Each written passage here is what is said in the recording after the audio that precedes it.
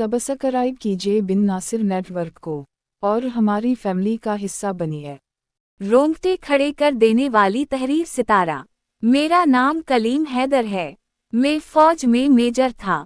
मेरे वालिद साहब ने मेरी मां को मार मार कर उनके कंधे की हड्डी तोड़ दी थी। मुनासिब इलाज न करवाने की वजह से हड्डी ने खून सप्लाई करने वाली नालियों को नुकसान पहुंचाया था और खून की सप्लाई बंद होने की वजह से मेरी मां का बाजू बेजान होकर सूख गया था।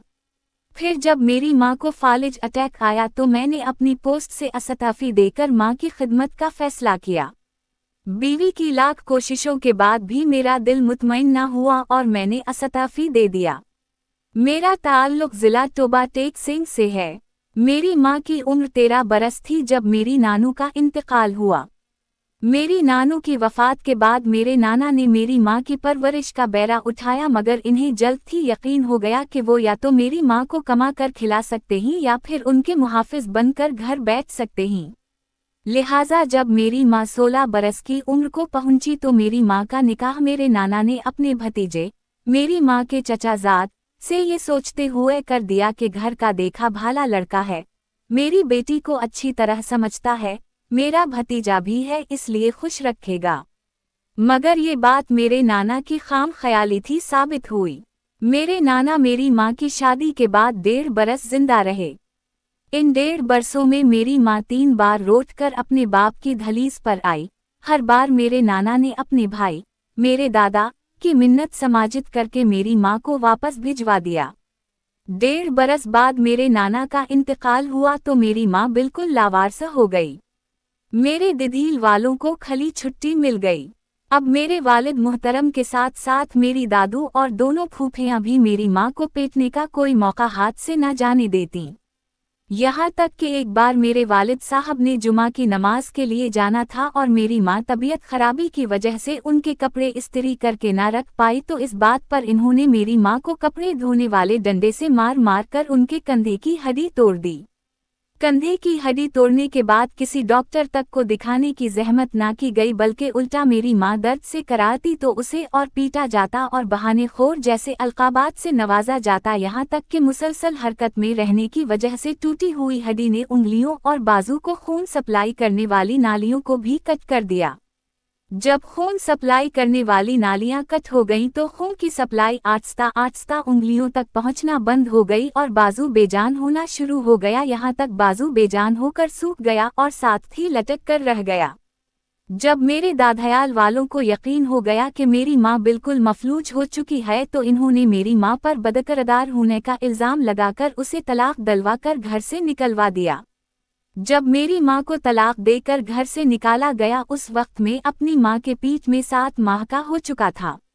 2 माह तक मेरी मां को गांव की दाई ने अपने घर पनाह दिए रखी। 2 माह बाद जब मेरी पैदाइश हुई तो मेरे दादयाल वालों को खतरा पैदा हो गया कहीं मैं उनकी जायदाद न हथिया लूं, इसलिए इन्होंने मेरी मां को दाई के घर बल्कि गांव से भी निकलवा दिया।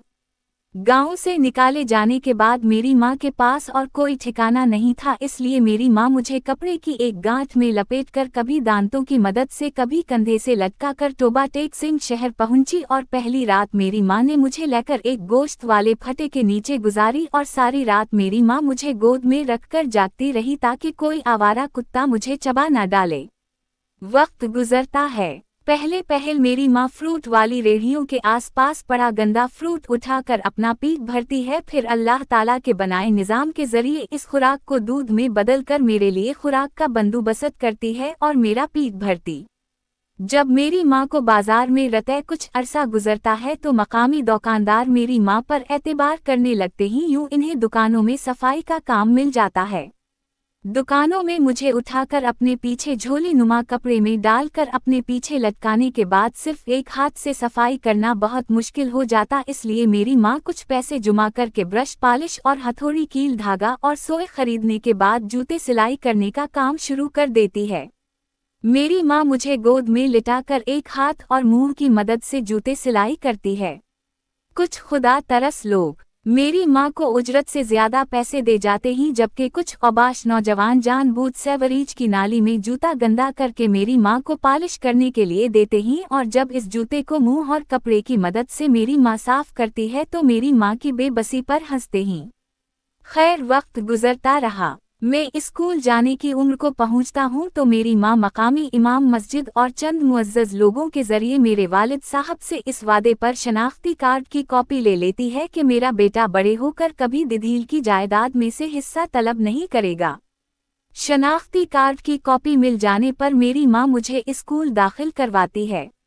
मेरे उस्ताद मुहतरम सैयद जफर साहब को जब मेरे हालात का पता चलता तो मुझे और मेरी माँ को बाजार से उठाकर अपने घर लाते ही हमें एक अलग कमरा देते ही और हमारा सारा खर्च बर्दाश्त करते ही। बदले में मेरी माँ सैयद जफर शाह के इनकार के बावजूद उनके घर के काम काज का जिम्मा उठा लेती है। मैं पढ़ता रहता हूँ यहाँ तक कि उस्ताद मुहतरम मेरे लिए आर्मी में बतौर सेकेंड लेफ्टिनेंट अप्लाई करते ही मैं सलीकत हो जाता हूँ और मेरा शुमार टॉप 10 कैडेट्स में होता है। मैं कोरस मुकम्मल करता हूँ और मेरी शादी उस्ताद मुहतरम की बेटी से कर दी जाती है। जब मैं बतौर कैप्टन इंटेलिजेंस के एक मिशन पर होता हूँ तो हार्ट अटैक से मेरे उस्ताद मुहतरम सुसर सैयद जफर साहब इंतकाल कर जाते हैं। मैं उनके जनाजे में शामिल नहीं हो सकता और मिशन मुकम्मल करने के बाद मैं पूरा हफ्ता रोजाना उनकी कब्र पर बैठकर उनके जनाजे को कंधा ना दे सकने पर माजरत करता रहता हूँ। जब दिल का गम हल्का हुआ तो वापस ड्यूटी जान करता हूँ। मैं अपने पूरे बीज में वाहिद और मुनफरिद आफिसर था जो पहले खुद जासूस बनकर दुश्मन का सुराग लगाता फिर अपनी टीम तैयार करके दुश्मन का कला कमा करता। मैं बलोचिस्तान में एक मिशन पर था जब मुझे पता चला कि मेरी माँ को फालिज का अटैक आया है। मैंने अपने सेनर्स बीज मीटस यहाँ तक कि अपनी शरीक हयात के रोकने के बावजूद फौज से इस्तीफा दिया और अपनी माँ की खिदमत में मसरूफ हो गया।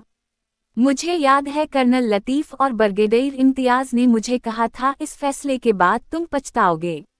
मेरी बेगम ने मुझे कसम दी थी कि वो मेरी माँ की खिदमत में कोई कसर नहीं छोड़ेगी।